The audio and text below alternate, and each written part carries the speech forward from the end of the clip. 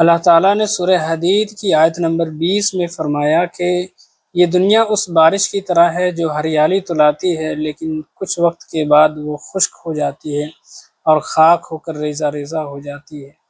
और अगली आयत यानी 21 में फरमाता है कि दौड़ो अपनी रब की मग़फ़िरत की तरफ और जन्नत की तरफ जिसकी वुसाअत ज़मीन और आसमान तक है।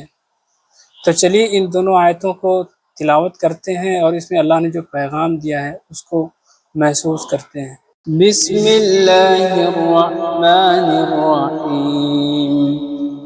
इअलमू अन्नमल हयातुद दुनिया लइबुन व लहवुन व ज़ीनतुन व तफ़ाखुरुन बैनकुम वतकासुर फिल अम्वाल वल औलाद कमथली गैसिन अअजबल कुफ्फार नबातुहु सुम्मा यहीजु